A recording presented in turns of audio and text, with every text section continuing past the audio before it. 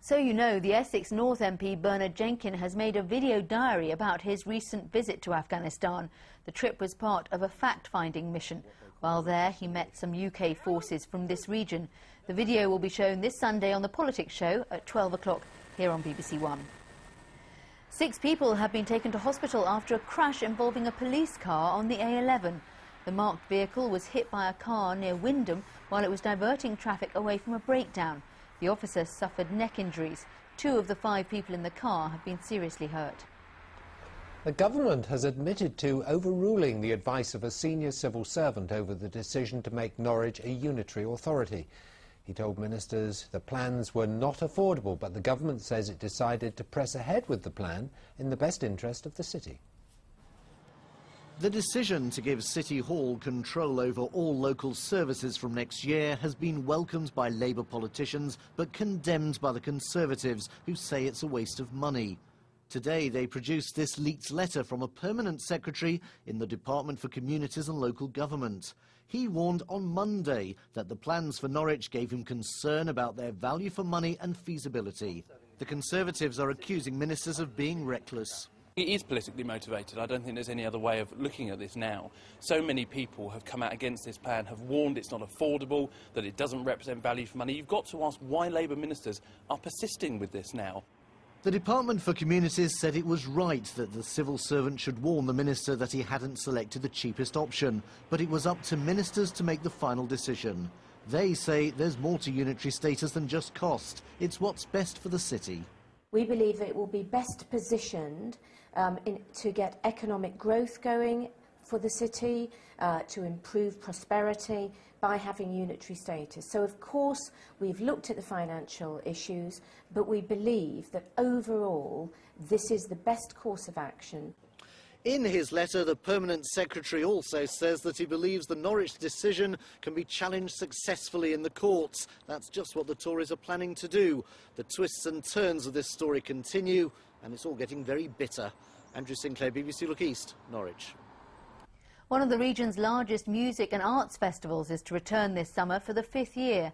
Organisers of the Latitude Festival have confirmed it will be held at Henham Park Estate near Southwold. As yet, though, no details have emerged on which artists will be performing.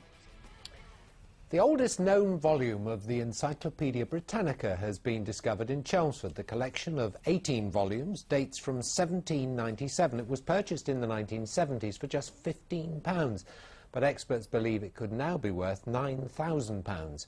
This report from Nick Hyam.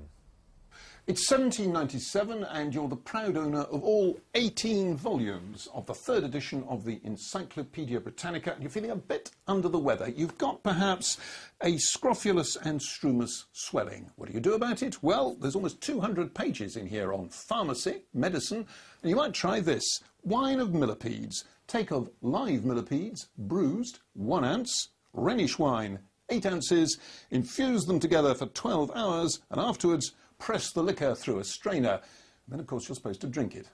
Charlotte Hampson's father bought the books for £15 in the 1970s. This was about 30 years ago, so I didn't have the internet, and this was our main source of information at home to look things up for school projects. So, yes, they were used a lot. Did your teachers ever notice that you were using a reference book that was more than 200 years old? No, they never asked, and I certainly didn't tell them. So there's an entry for Halstead, the town we're in here. What does it say about Halstead in 1797? I grew up.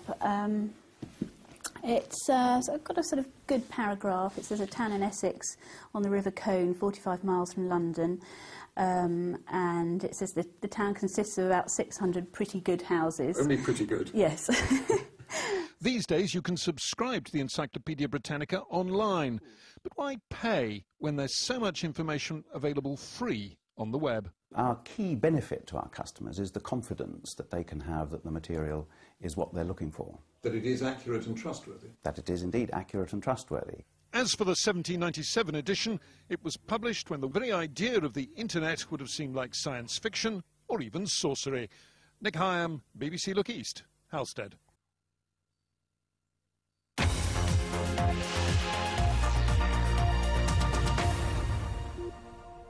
One of the best church choirs in Essex is homeless tonight after the vicar fell out with the choirmaster.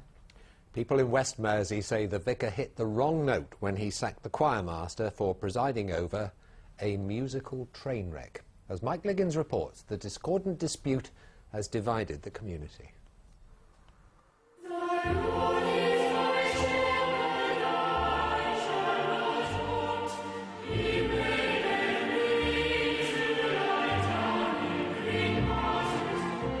It's like a story from The Vicar of Dibley, without so many laughs. At the centre of the story, two men, the Reverend Simon Norton and choirmaster Professor John Davis. For reasons which aren't entirely clear, the vicar sacked the choirmaster. The choir then walked out and the congregation has been split.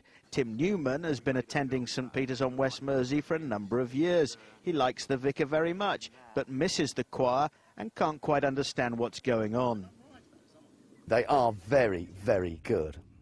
Exceptional. And under John Davis's leadership, excellent, excellent performers. A crazy situation that they can't sing in their own parish church.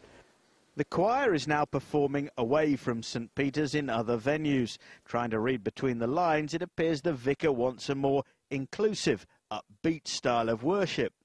Sam Norton is away at a conference today, but he has issued a statement, and in it he says, "My aim has always been to ensure that our worship is fitting to God and accessible to a wide range of people." But what does the choirmaster say? Well, I spent some time talking to Professor Davis, but he didn't want to do an interview. The professor has given us a statement which he's written out, as you can see. It would be inaccurate to portray this issue as a clash between the traditional and the modern, since this dedicated choir has always espoused both traditions very happily. Then the professor came out of his house to hand me a CD of the choir, and this is what they sound like.